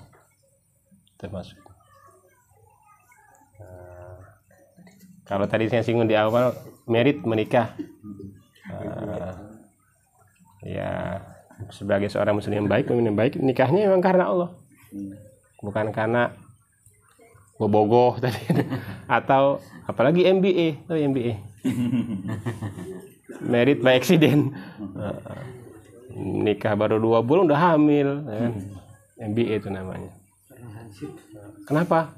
Takut masuk penjara. Nah, itu bukan karena Allah itu nikah. bukan karena takut di penjara, takut dituntut sebelum biasanya nggak awet. Nah, sikap-sikap gini, perasaan-perasaan ini yang diarahkan dalam agama Islam supaya semuanya hanya karena Subhanahu wa Ta'ala. Termasuk tadi kalau kondisi kita kalau bad mood itu masuk perasaan ya? perasaan Contohnya kayak gimana sih kalau bad mood tuh? jelek. Ya kayak gimana sih? mager lagi ini kayak gabut. Sensi ya gitu. Gabut. Gabut. Gundah gulana. Itu dalam Islam namanya al-huzn. Alhamu wal huzn. Ini yang Rasulullah ajarkan doanya. Ya kadang sering baca juga ya, Allahumma inni a'udzubika minal hammi wal hazan. Ya Allah, aku mohon perlindungan kepadamu dari kayak ini, bad mood bahasa gaulnya tuh ya. Apalagi? Galau, apalagi? Malas. Nah, maksud ada bahasa sendiri. Wa a'udzubika minal ajzi wal kasal. Malas tuh. Aku mohon perlindungan dari kepadamu dari sikap lemah. Nah, mungkin ajzi itu bad mood kayaknya tuh. Ajzi. Malas, ogah-ogahan gitu ya. Kalau itu bilang sebul, itu mana tuh bahasa sebul? Pokoknya pengen santai aja lah gitu. Itu ajzi wal kasal. Nah, itu memang bagian yang tidak layak bagi seorang muslim, dan kita mohon kepada Allah melalui doa-doa itu supaya dihindari dari itu. A'udzubika min ajzi wal kasal wa na'udzubika min jubni wal bukhl wa na'udzubika min ghalabati ad-din wa kharujil. Justru doa ini kata orang doanya Pak untuk negara. Terakhirnya itu a'udzubika min ghalabati ad-daini wa qahri rijal. Aku mohon kepadamu ya Allah dari hutang yang menumpuk yang menjadi kemudian beban dan terlilit hutang, sehingga kalau sudah kelilit utang banyak, wa qahrir rijal, dan gampang ditekan, gampang dikondisiin, gampang dikontrol, gampang dijadikan sebagai akhirnya boneka. Wa qahrir rijal, banyak ngutang seperlunya aja dah. Ya Allah, mau ulang tahun pakai ngutang, nggak usah. Jadi yang primer saja itu pun kalau sudah mentok. Kalau nggak hal-hal yang primer, sekunder apalagi di bawah lagi sekunder nggak usah. Khawatir wa qahrir rijal. Kita emang udah punya utang banyak kita. Rubahnya belum selesai. Jadi jangan nambah lagi utang gitu. Masih nyicil. KPR itu. Jadi itu saja mungkin nih. Cukup kali ya. Ada Ustaz. Gini Ustaz. Nah, ini kan sumulia itu mencakup dari semua ilmu kehidupan saja. Iya. Dari keyakinan sampai dengan undang-undang. Kalau dari orang Islam itu udah sholatnya bagus, puasanya dijalanin, sholat sunnahnya dijalanin, tapi enggak ikutin politik, dia nggak ngurusin, nggak taat sama undang-undang, itu gimana? Akhirnya nggak ngikutin mana tadi pertanyaannya? Jadi orang Islam itu ada yang dia ngurusin cuma ibadah aja, dia nggak mau ngurusin soal politik, dia nggak mau ngurusin undang-undang, nggak peduli. Kadang-kadang ada yang sholatnya itu tapi dia tetap melanggar undang-undang negara gitu. Iya. Jadi pertama ya, perlu saya tekankan kembali bahwa sejadinya 10 item ini adalah ada di dalam agama Islam. Ada minhajnya, ada panduannya, ada aturannya. dan tidak bisa dipisahkan 4 atau 10 hal ini dalam agama Islam. Kenapa? Karena Islam itu ajarannya bersifat syumul, utuh, tidak bisa dipisahkan. Apa tuh minum nabi ba'di mata kunaibat? Maka kamu hanya mengambil sebagian kemudian yang lain ditinggalkan, itu tidak benar. Itu namanya tajziah, parsialisasi dalam agama Islam. Seakan hanya orang ibadah saja. Ibadahnya ibadah apa dulu nih? Ibadah itu ada 2, ada yang mahdhu, ada ghairu mahdhu. Ibadah mahdhu itu ibadah ritual yang sholat, baca Quran, tilawah, terus apa ya?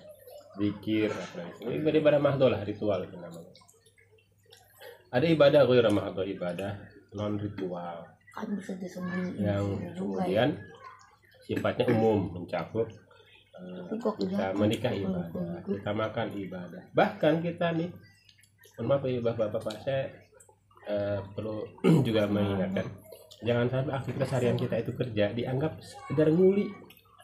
Itu bisa ibadah asal apa? Diniatkan. Ya Allah, saya bekerja ini karena Engkau, karena menjalankan amanah Engkau, menafkahi keluarga yang Kau amanahkan kepada saya, istri, anak. Ibadah itu asal diniati. Jadi bapak kalau goes sepeda, setiap goesan ada pahala dari Allah Subhanahu wa Ta'ala. Kalau kerja di bangunan, setiap tetesan keringat bernilai pahala dari Allah Subhanahu wa Ta'ala. Jadi bukan sekedar nguli, bapak sekalian, diniatkan itu ya ibadah itu.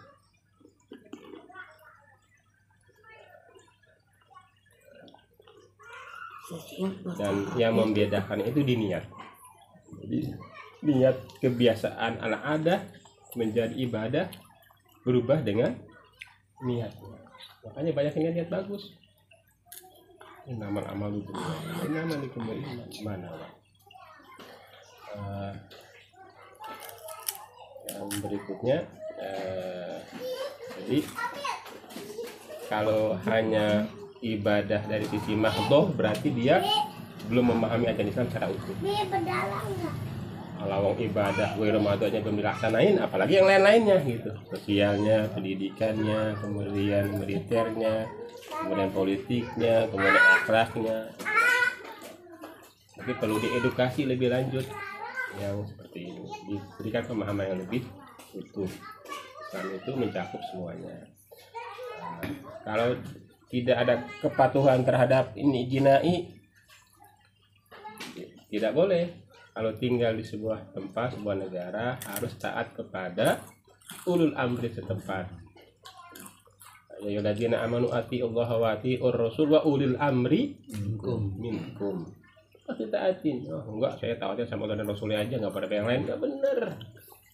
Nggak bisa dipisahkan itu ulul amri minkum. Selagi perintahnya, instruksinya, aturannya tidak bertentangan dengan aturan perintah ajaran Allah Subhanahu wa Ta'ala.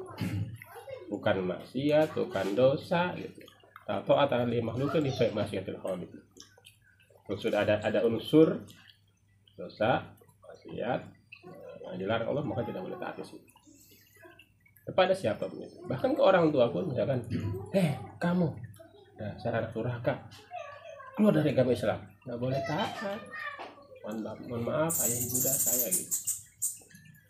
Kalau kamu masih menganggap ibu saya, ibu kamu, saya sebagai ibu kamu, keluar dari Islam, nggak boleh taat di situ. Itu yang terjadi di kisah Mus'ab bin Umair. Sampai ibunya itu ngancam, ultimatum, masa kita mati deh, kamu mau keluar dari Islam. Mus'ab bin Umair, saudagar dia, wahai bunda, setelah ya menghormati, memberikan pemahaman terakhir ya, kalau ibunda punya 1000 nyawa pun gitu, ibu meninggal, ibu mati, merintahkan saya untuk keluar dari Islam, tidak akan kan aturan ada abadan, nggak boleh. Tapi kalau tidak berpegang dengan Allah, maka laksanakan, wajib itu ulul amri minkum. Kalau ada warga negara yang tidak taat pada aturan, selagi aturan itu positif, benar, tidak bertentangan dengan Islam, harus diikuti. Kalau mau ikut juga, berarti dia durhaka kepada Allah dan Rasulnya. Allah, Rasul, dan ulul amri para pemimpin. Kan saya tidak milih dia, saya kemarin milih. Kenapa nggak mau milih sekarang udah jadi? Kenapa? Karena nggak tadi ini, nggak memahami tentang kepemimpinan, tentang politik. Akhirnya begitu deh, udah jadi baru dia protes. Yang pentingnya memahami tentang kepemimpinan dan agama Islam. Ada hal yang sangat harus diperhatikan. Allah.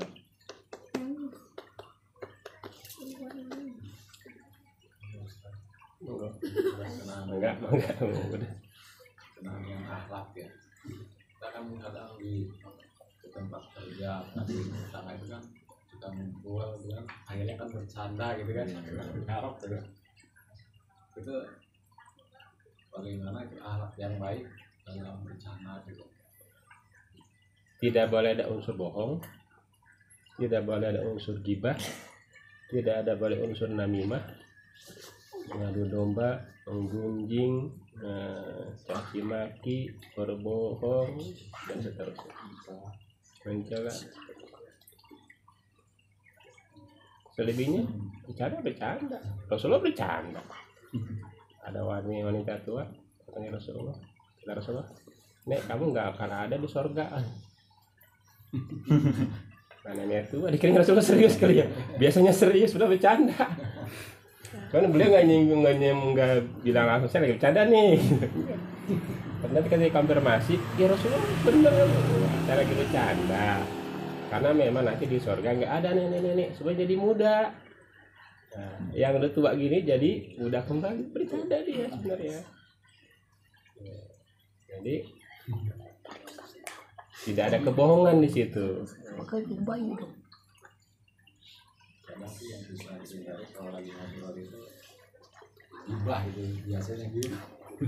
Nah itu yang perlu ngerem itu. Asik itu kalau gibah. Kita Gurih. ada garmi gitu. Perlu direm, perlu ada mengingatkan.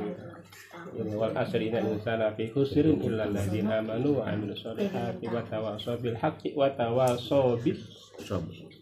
Harus ada ingatan, tawassaw, saling ingatkan. Atau alihkan pembicaraan, bikin lebih cair, bikin cerita apa gitu yang sifatnya mencairkan suasana. Jangan terlalu serius, apalagi sampai seriusnya bablas. Oh ya Ustaz, ini apa terkait dengan gibah? Gibah kalau misalkan Sana-sana jadi. kalau misalkan istri lagi curhat itu, curhat tetangga itu termasuk gibah masih? Ya, jadi ada beberapa hal yang sebenarnya tidak masuk kategori gibah. Di antaranya di mahkamah, di pengadilan. Kalau diomongin nggak keluar keputusan, nggak berjalan tuh proses pengadilan. Saya nggak boleh ngomong dia kan gibah. Dah gimana? Akan jalan. Hakim bingung, ngapain nih orang? Tetap ada posisi-posisi ya, situasi yang harus disampaikan. Bahkan menyebut orang. Di antara yang terjadi dalam posisi situasi persidangan. Yang kedua, pembicaraan dalam batas tertentu orangnya dan dalam rangka mencari solusi perbaikan. Di antaranya dalam forum-forum misalkan dunia pendidikan, dunia bisnis, usaha, ada masalahnya. Ya, orang-orang tertentu saja yang punya kebijakan, stakeholder aja yang bicara. Dalam rangka mencari solusi, mencari jalan keluar gitu, bukan dalam rangka menjelekan dia, enggak, untuk kemaslahatan. Karena itu boleh, itu benar batas, dan sudah gitu tidak diekspos, tidak dirilis. prosesnya, tetapi keputusannya saja. Itu boleh. Nah, kalau sama istri kemudian curhat ini ya udah ajak bercanda aja, udah jangan yang serius. Jangan ikut-ikutan. Iya emang tuh tambah jadi. Mau dari kemarin tuh. Emang gue ya semua. Suami sudah mulai Panas mengerem. itu. Kapan terakhir? Suami juga harus punya peran untuk menjadi qawwam ar-rijalu qawwamuna 'alan nisa. Dia lagi itu kali tuh mah lagi ngantuk nih sama ngomong dia tuh kan. Selesai kan? Orang dia lagi pusing lagi banyak kan. Nah, orang lagi masalah. Dan kemudian semakin bahkan digoreng-goreng ya. Isunya makin digoreng makin jadi. Komporin. Dikomporin. Bahkan di level RT, RW pun ada masalah tertentu. Jadi RT-nya, RW-nya, dan mungkin sekretaris bicara apa tadi boleh-boleh aja. Ada masalah. Ada tetangga yang begitu kan, ya harus dicari solusi. Jangan dibiarin aja.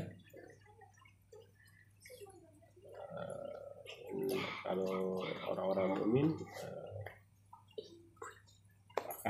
pada sampai mereka bersiteru berantem gitu ya. Kalau Al-Quran itu bahasanya malah innamal mu'minuna ikhwatun fa aslihu baina akhawaykum wa in ta'ifatani minal mu'minina iktatalu fa aslihu bainahum. Kalau ada orang ta'ifah, kelompok orang bermukmin iktatalu, Tahu kayak. saling membunuh itu, saling berperang, hadirlah kamu yang ke tengah-tengah mereka menjadi aslihu, melakukan rekonsiliasi, menengahi.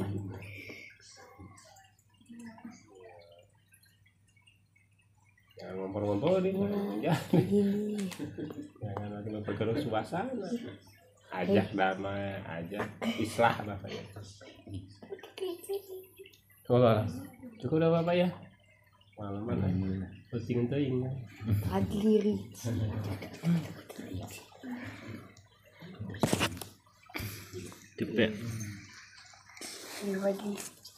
Alhamdulillahirrabbilalamin.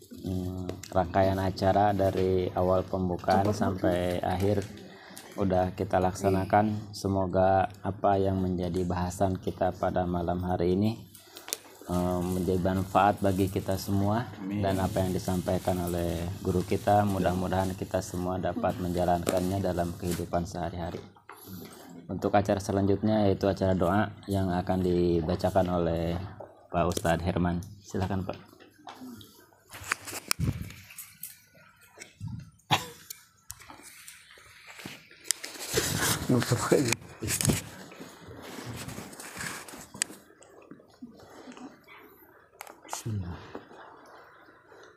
Allahumma salli ala habibina wa syafi'ina wa duhrina wa maulana Muhammad wa sallim wa radallahu ta'ala an sayyidina sahabi rasul ajma'in.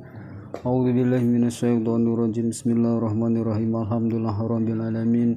Hamdan yu'afi ma yukafi masjidah ya rabbana lakal hamdu wa lakas syukru kama yanbaghi li wajhika wa 'azimi sultanik.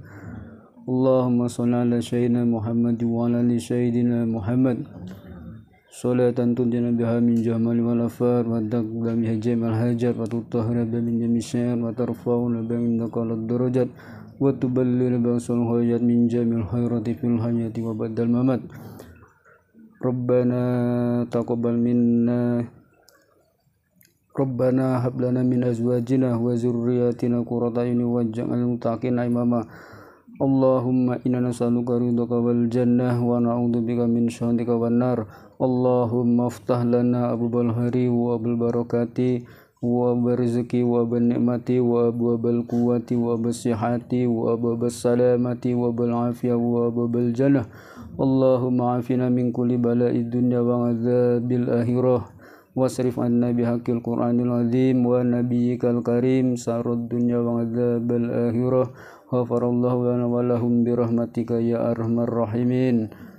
Rabbana atina fid dunya hasanah wa fil akhirati hasanah wa qina azabannar. Wa sallallahu ala sayyidina Muhammadin wa ala alihi wasallam walhamdulillahi rabbil alamin.